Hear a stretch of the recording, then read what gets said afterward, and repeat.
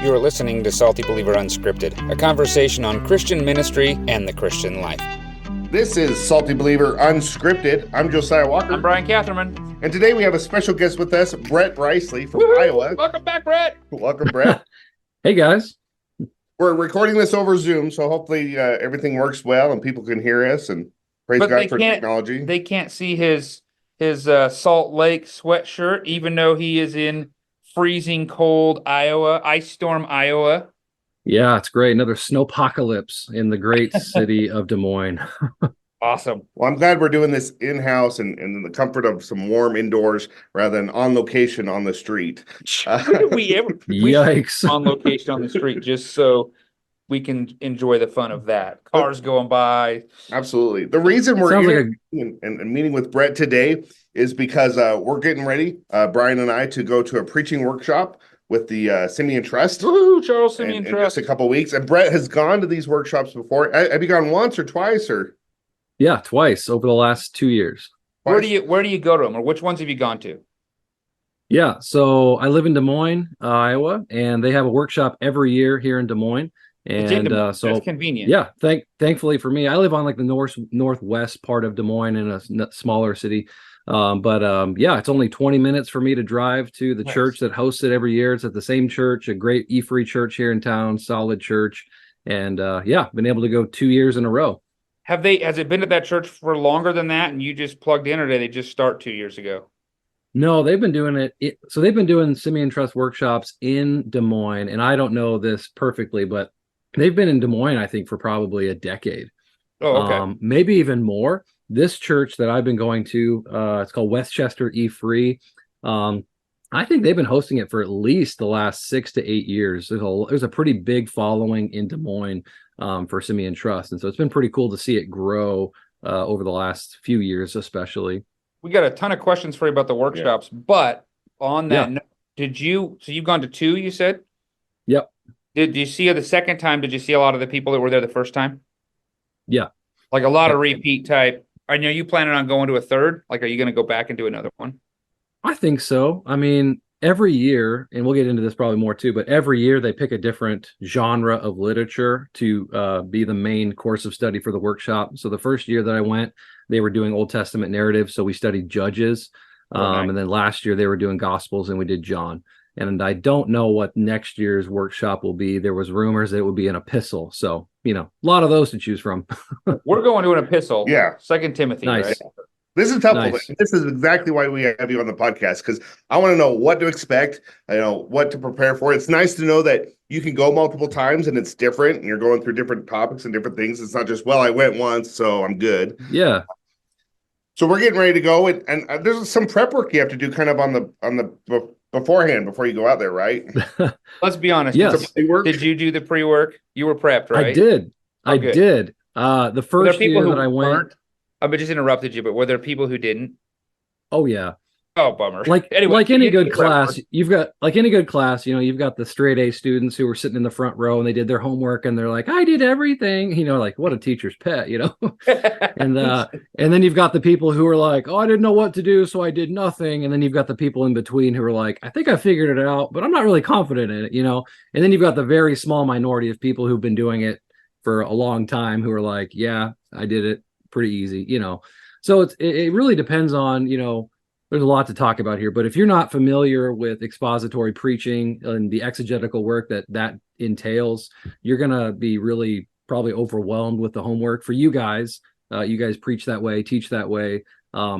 It's probably not going to be that hard or overwhelming. It was newer to me a little bit, but not really, because we spent time, doing ministry together and doing expository preaching and things like that. And so I was familiar with what most of the sermon prep worksheets entailed, but they're still they do it kind of a slightly different way than other things I'd learned. So basically, before you sign up, you get a worksheet.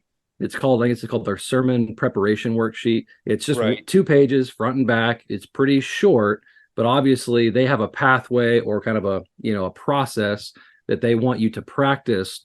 And so you'll get assigned 2 passages, depending on whatever, book you're studying. So the first year was Judges. So I got assigned 2 different passages in Judges, and then had to fill out a worksheet showing my work essentially. What's the melodic line, which is like, what's the theme of the book? What's the main point of your passage? What would be your preaching outline? And you don't have to preach it to anybody, but they just want to basically see how would you prepare if you were going to, and they want to see your work essentially. And so that's the part that kind of makes me nervous the most is I haven't been preaching that much. I've got maybe 30 sermons under my belt. Getting a little, I'm getting some more. You've got way more than that because you used to be one of my pastors here in Salt Lake. So as someone who's maybe a little not much more, but inexperienced in that area, should I be nervous about kind of bringing that worksheet to some other experienced pastors, or are they kind and loving in that? Or? Don't draw doodles on it and you'll be fine. Yeah, no cartoons and you'll be fine. No.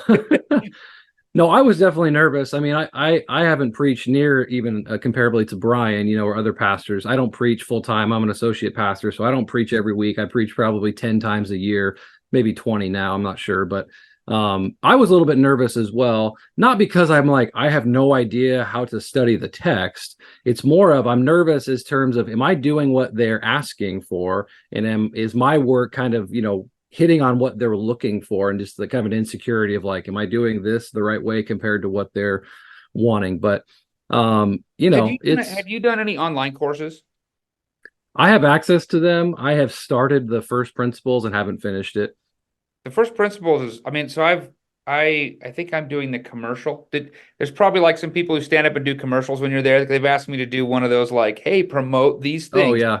Yep. I'm promoting the online courses because I've done almost all of them. I don't know which one. I don't think I've done the Nice. poetry like this, but I've done almost all of them. And I think once you start to see their system, you start to realize, okay, I get what they're doing. So I think that'll at least make me feel you're doing first principles. Yeah, have you done first principles before you went to your first workshop? So that was probably maybe some of that nervousness too, is like, quite what they're getting. Yeah.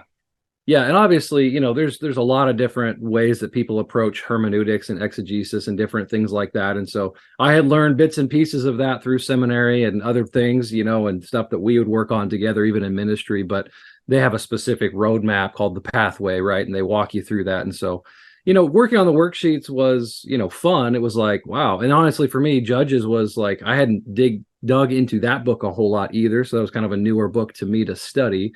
And so it was a little intimidating, not going to lie, for the first workshop, because you don't know what to expect. They don't exactly know what they want with these worksheets. They tell you to kind of be brief, because it's only they don't want you to print 10 pages. They say print your worksheet front and back, and then print 10 copies for your small group. And basically they're like, we don't want to see 20 pages. We don't want to see 10. We want to see one page. I'm like, whoa. So you really have to boil it down to what are the main things, the main timeless principles, the main application, a short outline of what you would preach. So it was a little intimidating, but I don't know how, if you want me to just kind of keep rambling into different aspects of what I enjoyed about it, or if you had specific questions. But well, we do have one very specific question we don't want to run out of time on: the snacks. Okay, so was your host church providing you stuff? Were there good breaks? Like, how'd you feel like that went? I need a pack bar. That's what I want to know. Yeah, no, it was great actually. I mean, I'm sure every church does it differently, but thankfully for the church that we had it at, it was phenomenal hospitality. Unlimited coffee and water and flavored waters and snacks and donuts and homemade stuff. The catered lunch, super nice, very well done, very professional. I feel like they definitely do good. Like, you had your session, right? Like they're teaching. Then you had your breakouts where you're in your small groups. I've seen that on the schedule and stuff. And I think that's where some of the online courses have gotten some of their material from, is various workshops. But were you able to like network with people? Were there good breaks? Did you feel like the whole structure of the 2 days flowed well? I mean, ramble away, but those are the bigger questions we're trying to figure out. Yeah. So I'll kind of start with what I think would be the greatest strengths for these workshops. Like, definitely the great environment. I think it's 3 days actually. At least mine was. It's 3 days, 2 full days, and kind of a short half day on the third day. So definitely a lot. I mean, it's like 8 to 5 basically for the first 2 days, and then I think it's like 8 to noon on the third day. So it's a lot of hours. It's a big commitment. But I think one of the best strengths of it are the variety of teaching and learning methods that are deployed throughout that whole workshop. It's not just sit and listen to a lecture for 20 hours. So they've got explanation, here's the concept, here's the principle, and then they combine that in the midst of the large group session with demonstration. So if I'm teaching on the principle of exegesis or something, I'll say, here's the principle, and now open your Bibles to John 4. We're going to see how this works. If here's the principle of theological reflection, open your Bible. We're going to look at Mark 9. And so they do that in the large group setting. So it's like the guest speaker, whoever that guy is. And our workshop was probably maybe only 80 to 90 guys. So it wasn't huge. So you could do that in a room, one room where you could say, all right, everyone turn to Mark 9. And then he'll just say, all right, so what do we see here? And then anyone in the room can just kind of say, oh, we see this or we see that. And the speaker is engaging with all of us as we're all opening our Bibles together. So I think that is helpful. If you do the other, I don't think they do that. I think the first principles class is David Helm in a small room. But I think the other online courses, they're not always at the same courses, but you'll notice like they're in a big group. They're doing you see some of that in those. Yeah. Online courses. They edit them, so you're not sitting there listening to everybody shout out the answers. Which is jumps good. ahead, but you can tell that. So it sounds like that's probably where they took a lot of those classes. Yeah. And it's helpful, and it makes it feel less intimidating. It's kind of more of a casual, informal environment. Obviously, it's formal in terms of teaching. They've got slides. They've got an iPad that as they draw different, they draw different things or put things up on the screen. They have a whole set of pictures because. You go through more of those online courses, like, wait a minute, okay, so let's draw a melodic line picture. That's the same picture. Let's draw a drunk guy. Like David Helm, I think, obviously created all the pictures for him, but it is. Yeah. All right. I was just going to ask kind of what was the dress code. I feel like churches are all very different. I know some churches where you have to wear a shirt and tie and jacket to every class. Was the dress code pretty casual there, or what should our listeners expect? Yeah, I mean, again, probably every work. Yeah. Sorry. I mean, in California, I don't know, man. I mean, it's probably more casual there than it is in Iowa. Most of the guys at ours are wearing, jeans and a polo. Some guys are tucking their shirts in, and it's got, no one's in a suit and tie. Okay. It's even the speakers, which we didn't have David Helm. I think I can't remember who the main Simeon guys were that we had the first one, but we've had like Greg Gilbert at the last one. I mean, they're in a, button down shirt tucked in with jeans, so pretty casual. It was cold here too, so that's why. I feel like communication's been really great. Bryan and I, we're about 2 weeks out from our class, and already the host church has sent us kind of our passages that we need to fill out that worksheet on, and a copy of the worksheet and some explanation on how to fill out that worksheet. I even got a text message from my host church just saying, hey, did you get everything? Did you have any questions? So I feel like that's been really great. I had a back and forth. I actually emailed them because Daniel's going with us. Right. And they were really gracious to allow him to come and shadow because he's under their age requirement. Right. But that's he's your son. Desperate to be a pastor and want to preach. And so it was good. A lot of good back and forth. It worked really well. Is there anything that you would say, oh man, I wish I had known this beforehand, or hey, plan to do this, or maybe bring this with you? Something that maybe wasn't talked about that you thought, hey, this is really helpful if you do X. Besides your Bible, it's pretty obvious you probably should bring your Bible, right? Oh man, yeah. If you don't show up with a Bible on their phones, sorry, but no. I wonder, it seems like you'd want your paper Bible, Yeah, I would say if you show up with just your phone, you're going to be looked at as a noob. Just don't be that guy. I mean, I saw no tablets, I saw no phones. I mean, everyone's carrying around a paper Bible, and they give you, at least at ours, they gave us a free, really nice ESV, leather Bible as a gift for, being there. So I don't know if they do that at every workshop, but that was going to be one of my questions too, because here at Redeemed Life, Bryan and I, we both preach from the Christian Standard Bible, and I was wondering, am I going to look weird? Do they have like a translation they use? Did they use the ESV, or do I need to bring my King James Bible? That's a pretty good question. Just bring your King James 1611. Bring your Greek and Hebrew. Do I need to bring my interlinear? What do I need? Yeah. Just the ESV concordance, the interlinear, you'll be fine. No, I mean, I think most of the guys there had ESV, but they made comments all throughout, like we're not, endorsing one translation over the other. Obviously, in those types of camps, typically a more literal translation like NASB, ESV, those types of things are more common. But yeah, no message. If you show up with a message, you're a noob. They're just going to put you in a corner. You probably get laughed out of the room. Out of my backpack. I'll be right back. Yeah. So don't do that. No, I think overall they were, I mean, the preparation, the emails and all that stuff were really helpful. I don't think I walked in, unprepared for anything other than just I didn't know what to expect, which that's unavoidable. But I do feel like the strengths are so good with the variety. Again, you get demonstration, you get explanation. And then in the small groups, that was probably the most intimidating environment for the first year for me, because again, I'm bringing my work and I'm handing it out to the entire group. Again, you don't preach anything. You just say, here, we read the text out loud, we read my passage, and then someone to my right or left is kind of my reviewer or critiquer. And I just walk through my worksheet and explain, hey, here's what I found, here's why I came up with this, here's why I came up with that. And then I have 5 minutes. They actually time you. It's very strict. You have 5 minutes to present your work, no more. And then the guy to your right or left has, I think, 1 minute to respond. And again, it's timed, very strict. And they're like, you get, tell Brett one thing, you really liked about his work, and then give him some constructive criticism that he can work on, or ask him a question about his work. And then after that, then it opens up to the rest of the small group. And same thing, they get to ask questions. They get to say, where'd you come up with that? Or they can say, hey, that was really good, I didn't notice that. And so that's the most intimidating environment for me, because obviously it's like you're standing there and you've got all these other, typically they're pastors or leaders or elders in churches, different things. So these are guys who know the word, and you're kind of like, yeah, I'm kind of putting my work out there. And you get to kind of get critiqued on, are you kind of interpreting or exegeting the passage well? Did you miss the mark? And there's obviously some nuances, about interpretation, like, well, I see it this way. I kind of see it that way. And I feel like the small groups have always been very gracious about that. I mean, obviously there's things that are majoring on the majors.